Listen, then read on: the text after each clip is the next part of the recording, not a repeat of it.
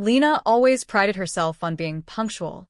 As a 34-year-old freelance graphic designer in Seattle, she had built her life on structure and self-reliance. But that rainy Thursday evening, she was running behind schedule, desperately late for her parents' 30th wedding anniversary dinner. By the time she burst into the upscale restaurant, drenched and breathless, her family was already finishing dessert, their laughter echoing like she had never been missed. Clutching the silver-wrapped gift bag in her hand, she forced a smile. She had spent weeks picking out those Apple Watches, carefully engraved and preset with health apps her parents would love. She had no idea what this night would turn into. If anyone had ever felt like the outsider at their own family's table, Lena understood them perfectly. From the outside, Lena's family looked picture-perfect. Her father, Richard, was a sharply dressed bank manager who wore suits that cost more than Lena's monthly rent. Her mother, Marion, was an accountant, poised, meticulous, and always in control. Then there was her older sister, Victoria, 38, successful, married to a surgeon, mother of 2 private school kids, and a partner at a prestigious law firm by the age of 35. And then there was Lena, the odd one out. Instead of law or finance, she'd chosen art. Instead of a stable job, she'd built a career in freelance design. Some months were feast, others famine. But she lived independently in her cozy Capitol Hill apartment and was slowly gaining recognition in the creative industry. Conversations at the dinner table growing up always revolved around Victoria. Her perfect grades, her debate wins, her scholarship offers, each one celebrated like a national victory. Lena's B+ in math would draw nothing more than a sigh from her mother. "Why can't you be more like your sister?" was the constant refrain. When Lena won a school art contest or had her work featured in local galleries, Marion would pat her hand and say, "That's nice, darling. But you'll need something to fall back on." Her creativity was tolerated, not celebrated. Her victories were hobby level, never quite enough. But 3 years ago, Lena's life took an unexpected turn. One morning, on a whim, she bought a lottery ticket along with her coffee. She nearly dropped her phone when she realized she had won $200,000. Not a fortune, but enough to pay off her student loans, upgrade her work equipment, and give her some financial peace. Initially, she hadn't planned to tell anyone. But at a family dinner, when her mother asked why she seemed less stressed lately, Lena slipped. "I got lucky," she said, and from that moment, everything changed. The shift was subtle at first. Her father, Richard, mentioned needing a new car after his broke down. "Just a small loan," he said. "I'll pay you back after my year-end bonus." Lena transferred $7,000 without hesitation. The bonus came and went. When she gently asked about repayment, Richard's reply was sharp. "We paid for your college, didn't we?" Family helps family. Soon, Victoria asked if Lena could help send Chloe to a gifted summer camp, $4,000 they somehow couldn't spare. "It's not like you have kids," she said with a smile. Marion needed her kitchen remodeled. Nathan had a business idea. And on it went. With every request, the amounts grew larger, and the promises of payback faded like morning fog. At first, Lena convinced herself it was temporary. "It's just a rough patch for them," she told herself each time her bank balance dipped. But slowly, the requests became expectations. Her father didn't ask before using her as a guarantor on a loan. Her sister stopped saying thank you altogether. Every birthday, holiday, or school event brought a new expense. "You're doing well now, Lena," Marion would say, slipping in the next family need as though Lena's money was just lying around waiting for them. What hurt more than the money was the shift in tone. The warmth wasn't real, it was transactional. "You're such a blessing to this family," Marion said once after Lena paid for Chloe's new computer. The words felt hollow, like coins clinking into an empty tin. Before the lottery, Lena had felt invisible. After the lottery, she felt used. Weekly dinners began to include her again, but she was subtly expected to foot the bill. She was added to group chats again, mostly for updates that led to financial asks. Even family vacations, ones she hadn't been invited to before, now came with cheerful messages like, "We booked the house in Maui. Hope you can join and help with costs." Despite everything, Lena clung to hope. She wanted their approval, their acceptance. So when her parents' 30th anniversary approached, she decided to go all out. "This will show them I care," she said as she spent weeks researching the perfect gift, 2 engraved Apple Watches. She chose them with love, not money, in mind. She wrapped the watches in silver paper, tied with a cream ribbon. Inside, she included handwritten cards for both her parents. 30 years is no small thing, she wrote. "I hope you both keep tracking your health and happiness for many more." Lena even practiced a toast she hoped to give at dinner. She booked a table at Canlis, one of Seattle's most exclusive restaurants, and bought herself a navy blue dress for the night. Sleek and classic, her hair pinned back just right. She checked herself in the mirror before heading out. "Tonight's the night we reset things," she whispered to her reflection, her heart full of hope. But Seattle had other plans. The rain came down in sheets, slapping against her windshield. Traffic crawled. Her hands gripped the wheel as the time on her dashboard ticked past the reservation hour. "Come on, not tonight," she whispered, tapping her fingers anxiously. Just as she thought she might still make it in time, the red brake lights ahead became a wall. A 3-car crash blocked Aurora Avenue, police lights flashing. She reached for her phone. No answer from Marion. Richard's phone went straight to voicemail. Victoria, too.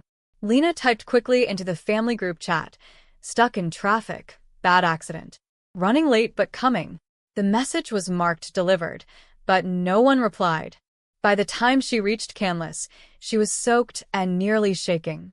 The maitre d' offered a soft smile as she stepped inside, umbrella dripping, curls frizzing at the edges. "William's party?" he asked. "They're in the lakeside private room. Already served the main course." Lena nodded, swallowing disappointment. She walked quickly through the restaurant's golden-lit hallway, past couples sipping wine and candlelit tables glowing with laughter. When she opened the door to the private dining room, it felt like stepping into someone else's celebration. Her parents were laughing with wine glasses raised. Victoria and Nathan were mid-conversation. Chloe and her younger brother were fighting over dessert. No one even noticed Lena standing there. For several seconds, she was invisible again, just like before. It was Chloe who saw her first. "Oh, "Aunt Lena's here," she mumbled through a mouthful of chocolate cake. Heads turned, slowly, like Lena's presence was a mild inconvenience rather than a cause for joy. Marion's expression shifted from amusement to mild irritation. "Well, look who finally decided to show up," she said flatly. No warm hug. No, "Are you okay?" Just a chilly statement that felt more like judgment than welcome. "There was an accident on Aurora," Lena said, her voice trying to stay light. "I tried calling. Phone's away during family dinner." Victoria cut in. "Dad's rule, remember?" The hypocrisy stung. Victoria had been known to scroll through emails during Thanksgiving meals. Sit, Richard said, waving her toward the only empty chair at the long table. "We'll see if the kitchen can rustle something up for you." Lena sat, her coat still damp, glancing at the untouched breadbasket. Empty now. No one had saved her a plate. No one had thought to order her favorite, Canlis' famous truffle pasta, something she'd gotten every year since she was 12. "No worries," she said with a tight smile. "Just happy to be here." She reached into her bag and pulled out the carefully wrapped box, placing it gently on the table. "Happy anniversary, Mom and Dad. I wanted to get you something special." Marion took the box with a polite, "Thank you," setting it aside without opening it. An awkward pause settled over the table until Aunt Helen spoke up. "Shouldn't we open Lena's gift?" "Oh, of course," Marion said, as though it had slipped her mind. She peeled back the silver paper, revealing the sleek, white box inside. When she opened it, there was a flicker of genuine surprise. "These are the newest Apple Watches," Lena explained eagerly. "I had them engraved with your wedding date. And I already set them up with your favorite health apps, since you've both talked about getting more active." "That's thoughtful," Marion said, closing the box neatly. Richard nodded in agreement. "Very nice." But neither of them tried the watches on, nor looked at the engraving. The moment passed so quickly Lena wondered if she had imagined their brief interest. Then Chloe piped up, "Wait until you see what Mom and Dad got you." Her voice was bright with excitement. Victoria smiled, pulling an envelope from her bag and handing it to their parents. Inside were travel documents, a week-long, all-expenses paid trip to Maui. First-class flights. A beachfront suite at the Four Seasons. "We know how much you love Hawaii," Victoria beamed. "You deserve to be pampered." Marian gasped, her hand flying to her mouth. "Oh my goodness." She stood and hugged Victoria tightly. "This is incredible." Richard clapped Nathan on the back.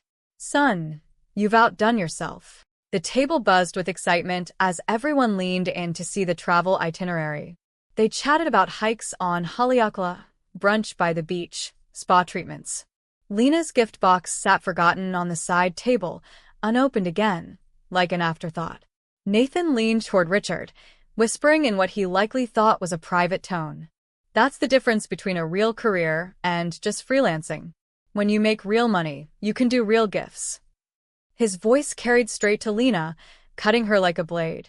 No one said anything to defend her. No one even looked her way. Marian showed Aunt Helen photos of the resort, and the conversation moved on like Lena wasn't there. She sat quietly, pushing her dessert around her plate, trying not to cry. The mousse tasted like cardboard. Just as Lena was deciding she'd had enough for one night, Marian reached into her purse and pulled out a folded sheet of paper. "Before I forget," she said in that clipped, efficient tone Lena recognized from years of budget meetings and grocery lists. She laid the paper flat on the white tablecloth. "We need to settle the dinner check." Richard leaned forward to glance at the total and smiled proudly. "Quite the celebration," he said. "Worth every penny." Lena's heart thudded in her chest. She could see the total from where she sat. $1,000. Even for Canlis, that was steep. "We went for the tasting menu and premium wine pairing," Marian added casually. "It's a special night, after all." Then, with a smile that didn't quite reach her eyes, she slid the bill across the table, toward Lena. "We thought you might like to take care of this," she said sweetly. "Since you missed most of dinner, it would be a lovely way for you to contribute." Lena stared at the bill, then at her mother, waiting for the punchline. There wasn't one. Just silence and expectant smiles. "You want me to pay for a dinner I barely attended?"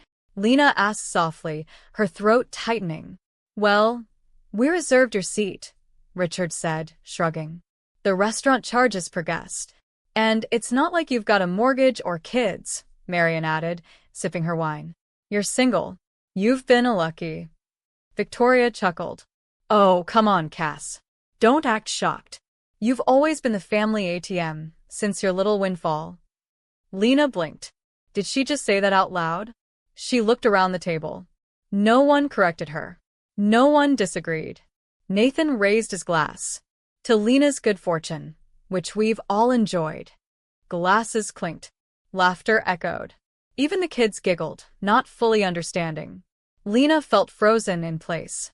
The bill sat in front of her like a wound. A painful, printed summary of years of generosity dismissed. Years of just this once, and we'll pay you back. Years of being needed but never seen. She looked down at the total again, her hands trembling. The realization hit hard and cold.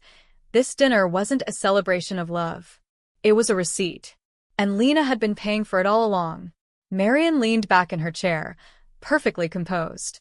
"Remember when Lena paid for Chloe's summer camp?" she said with a fond smile, as if Lena wasn't sitting right there. "That was nearly $8,000. And the new roof at the lake house," Richard added, chuckling. "That came just in time before the big storm." "What did that cost again, Lena?" $22,000, she replied softly. No one reacted. No thanks. No recognition. Just a continuation of the tally, like she was a tab at an open bar. "Oh, and Christmas," Victoria added with a laugh. "When Lena gave us those ridiculous gifts, and all we got her was that scarf from Nordstrom Rack. Remember that?" Aunt Helen's smile faltered. "Maybe we should change the subject," she suggested, glancing nervously at Lena. But Marion waved her off. Oh, please, Lena knows we're just teasing. She's always been happy to help the family. Right, dear? Lena didn't answer. Her eyes traveled slowly around the table. Every gaze that met hers held expectation, not gratitude. They were waiting for her to pull out her wallet, make it all easy again. Play her part. The silent giver. The invisible sister. The bank. She looked down at the bill once more, but it wasn't just numbers on paper now. It was a mirror. A reflection of the years she'd spent trying to earn their love. $1,000 to sit at a table where her presence barely mattered, where her achievements were dismissed and her worth calculated in dollars. She picked up the paper with both hands. Her family watched, assuming she'd finally give in, that she'd write a check, force a smile, and let the evening continue. But something inside Lena snapped. With calm precision, she began to tear the bill in half. The sound was sharp and unmistakable. Then again quarters, again eighths, and again, until the pieces rained like confetti onto the tablecloth. The room went silent. Marion gasped. Lena, what do you think you're doing? Richard's face turned red. That bill needs to be paid. She stood slowly, smoothing her dress with steady hands. Her voice was quiet, but unshakable. Then pay it. I'm done being the family bank. Nobody moved. No one spoke. Lena took a slow breath. For 3 years, I've been giving and giving. 4 cars, camps, roof repairs, business ventures, vacations. And not once has anyone said thank you. Not once has anyone offered to pay me back. You treated my generosity like an obligation, like it was my job to fund your lives. Oh, please, Victoria said, rolling her eyes. Don't be dramatic. We're family. Of course we love you. Do you? Lena asked, turning to face her. When was the last time you called me just to say hello, not to ask for something? Victoria opened her mouth, then closed it. Marion tried to recover. We're all busy people, Lena. Jobs, children, responsibilities. And I don't count. Lena cut in. My time doesn't matter because I don't have kids. My work isn't valid because I don't wear a suit and clock in at 9 a.m. I have responsibilities too. And I've been carrying all of you, emotionally and financially, for years. Her voice didn't rise. It didn't need to. The truth landed like bricks. I paid for Chloe's braces when your insurance wouldn't cover it, she continued, looking straight at Victoria. I covered the deposit when Dad's car died. I paid for Mom's kitchen renovation, Nathan's business idea, and Emma's tutoring sessions. You told me it was just until things stabilized. But it never ends. You don't call unless you need something. You don't celebrate my wins. When I signed the Microsoft contract, none of you said a word. But a soccer trophy? That got a standing ovation. Her gaze was steady, her heartbreak no longer hidden. You know what hurts the most? Lena said, placing her hands on the back of her chair. It's not the money. It's that I thought, maybe if I gave enough, you'd finally see me. Not as the black sheep. Not as the mistake who went to art school, but as someone worthy of being loved. Marion blinked. Lena, no, Mom, she said, raising her hand. Let me finish. I spent years twisting myself into shapes you'd accept, buying gifts to win your affection, financing your dreams while you ignored mine. And tonight, you handed me the bill literally. Nathan scoffed. If you're having money problems, just say so. Lena froze. The words were so far from the truth, they were almost funny. Almost. This isn't about money, she said slowly. It's about being used. I'm not angry that I gave. I'm devastated that you only loved me when I did. A hush fell over the table. Even the kids looked up from their screens. No one laughed. No one raised a glass this time. Lena exhaled, as if she had been holding her breath for years. She reached into her purse, pulled out the engraved cards she had written, and placed them next to the silver gift box. I meant everything I said in these, she said. 30 years of marriage is something to be proud of. But if this family is built on guilt, debt, and silence, I don't want to help hold it up anymore. She took one last look at each face, each stunned expression, and turned toward the door. Lena, wait, Marion called. You haven't even had dinner. Lena paused, just long enough to whisper over her shoulder, I lost my appetite 3 years ago. Lena stepped out into the night, the rain having slowed to a fine mist. Her heels clicked softly against the wet pavement as she walked toward her car. Her hands trembled, not from fear, but from the kind of release that only comes when a truth too long buried is finally spoken. Behind her, the restaurant glowed with golden light, a stark contrast to the cold realization that she had never truly belonged at that table. She unlocked the car, slid into the driver's seat, and exhaled deeply. For the first time in years, she didn't feel small. She sat in the car for a while, letting the wipers clear the rain as her thoughts sorted themselves. Her phone buzzed on the passenger seat. A message from her mother. You didn't have to cause a scene. We're just trying to keep this family together. Lena stared at it for a long moment before deleting it. Another message arrived, this time from Victoria. You could have handled that more maturely. Chloe was upset. Lena laughed, quietly, bitterly. Chloe was upset? What about the years Lena spent quietly absorbing disappointment while still showing up for everyone? The next morning, Lena woke in her quiet apartment with a strange sense of peace. She brewed coffee, sat by the window, and let the silence wrap around her. It was the first time in a long while she didn't feel weighed down by obligation. Her phone was unusually quiet. No, can you send something for Emma's laptop? No, Dad needs help with insurance. Just silence. For once, it felt like freedom. She opened her journal and began to write, not about work or finances, but about herself, who she was, what she wanted, where she was going. A few days later, her Aunt Helen called. Lena, sweetheart, she said gently. I just wanted to say, I heard everything, and I'm sorry. Lena blinked, surprised. You don't have to apologize, Auntie. But I do, Helen insisted.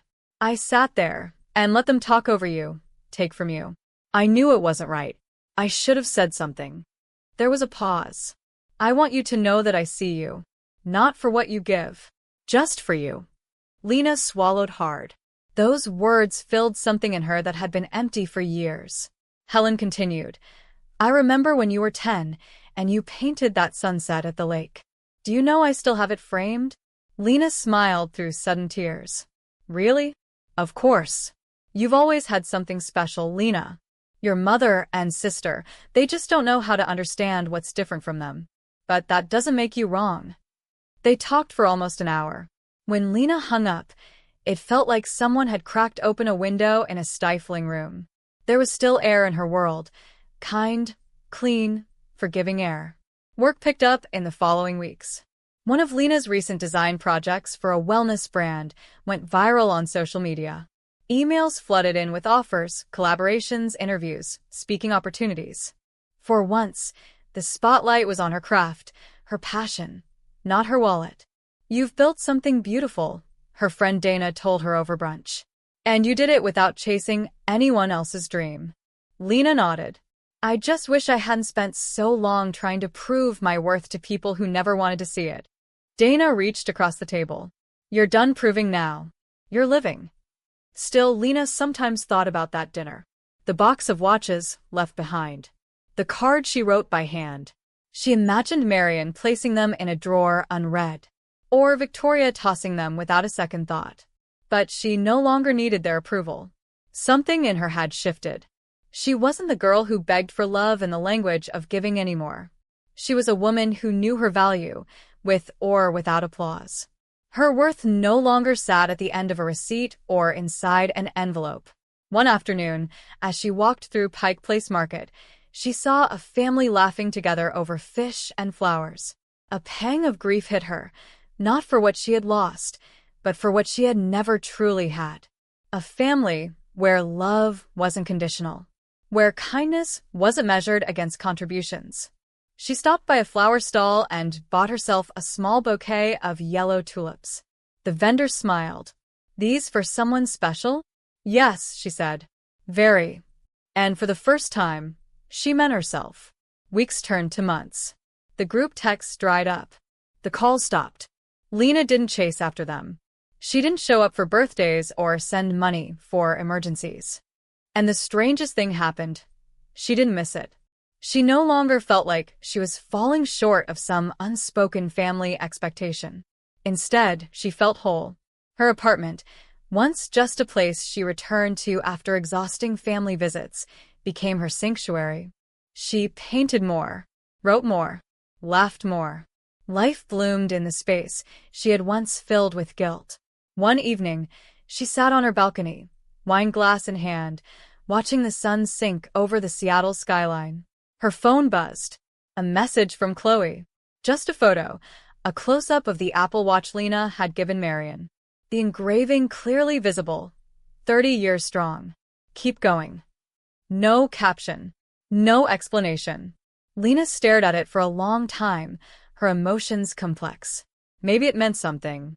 Maybe it didn't. But one thing was certain. She had given her family a gift far more valuable than anything money could buy. And now, finally, she was giving herself the gift she needed most: peace. Lena didn't reply to Chloe's message.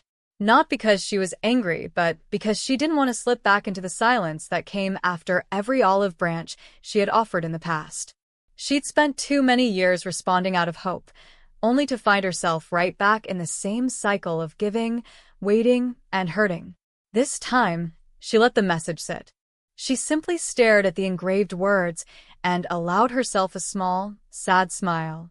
Maybe someday, Chloe would understand what it had cost her to give so much to a family that had rarely given back.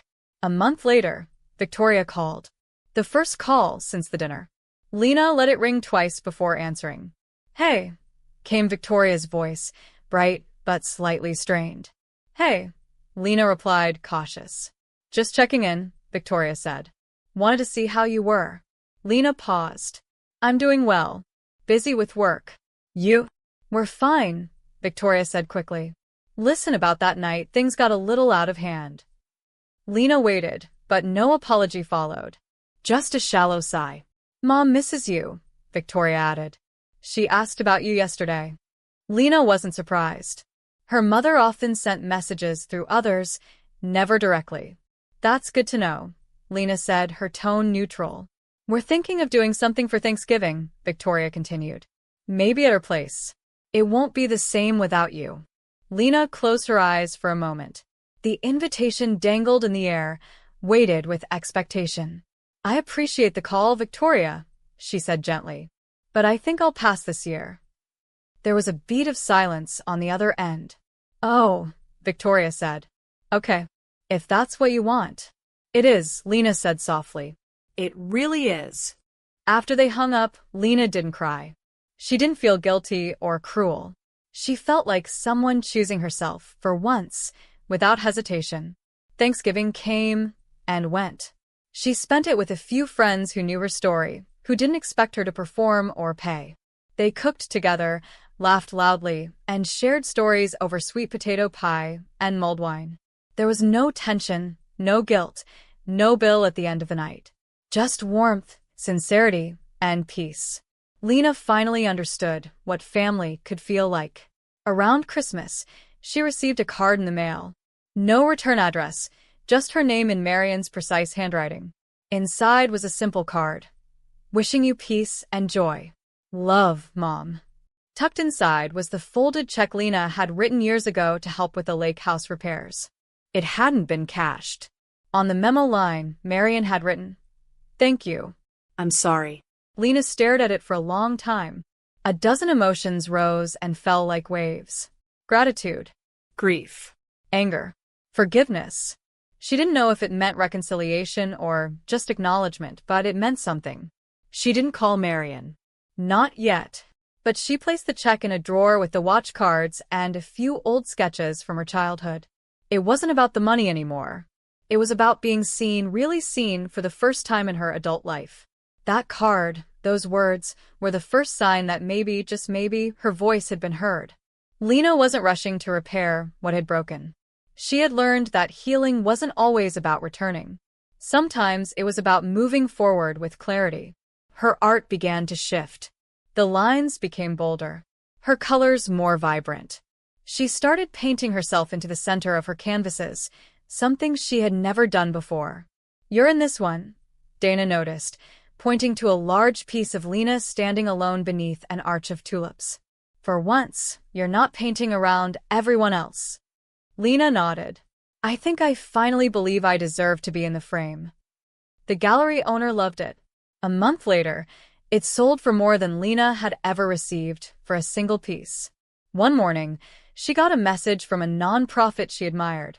They wanted her to design a national campaign focused on self-worth and boundary setting. "We saw your latest work," the director said in the email. "It speaks to something deeper. We'd love to work with you." Lena sat in front of her screen, stunned. Not long ago, she had begged her family to see her value. Now strangers recognized it without being asked. She responded with a grateful yes, then took a long walk through the quiet city, letting the wind settle in her chest. She passed Canlis during that walk, the same restaurant from that night. Through the tall windows, she could see a couple celebrating an anniversary, laughter and light bouncing off their champagne flutes. Lena didn't flinch. She didn't stop walking. That place no longer held power over her. It was just a building, just a table. And she didn't need to sit at someone else's table anymore to feel worthy. She was building her own now, slowly, intentionally, and without anyone else's permission. Back home, she lit a candle on her windowsill and sat in her favorite chair. She looked out over Seattle, the city that had watched her grow through storm and silence. Her fingers rested lightly on the edge of her journal. She wrote 3 words across the page. "I am enough." No audience, no applause, just truth. That night, she didn't dream of confrontation or family dinners. She dreamt of a quiet studio, open skies, and a self who no longer needed to be everything to everyone. A woman at peace, painting her own life, one bold stroke at a time. Weeks later, on a quiet Saturday morning, Lena received an unexpected visitor. She opened the door to find Chloe standing there, clutching a small box wrapped in newspaper comics. "Hey," the girl said shyly. "Mom doesn't know I'm here." Lena blinked in surprise. "Chloe? Are you okay?" Chloe nodded. I wanted to see you." Lena stepped aside, letting her in. They sat on the couch, awkward at first, until Chloe placed the box between them. "I made you something. For Christmas. I didn't know what to buy, but I wanted it to be for me. Not Mom. Not anyone else." Lena unwrapped the box carefully. Inside was a handmade bracelet, small, uneven beads strung on elastic, each color carefully chosen. "The green is for peace," Chloe explained, her voice barely above a whisper. "And the blue is for truth. And the gold, well, that's for you." Lena's throat tightened. "It's beautiful," she whispered. "Thank you." Chloe looked down. "I heard what you said at dinner. I didn't understand it all, but I knew you were sad. And I didn't want you to think I only liked you because of presents." Lena pulled her into a hug, tears slipping silently down her cheeks. "Thank you for coming, sweet girl." After Chloe left, Lena sat on the couch holding the bracelet. She didn't know what would happen with the rest of the family. Maybe they'd come around. Maybe they wouldn't. But Chloe's visit meant something, a small crack of light in a wall that had felt permanent. It reminded Lena that healing didn't always come in grand gestures. Sometimes it came in uneven beads and whispered apologies. She slipped the bracelet on her wrist and smiled to herself. She would keep it forever. Time moved on.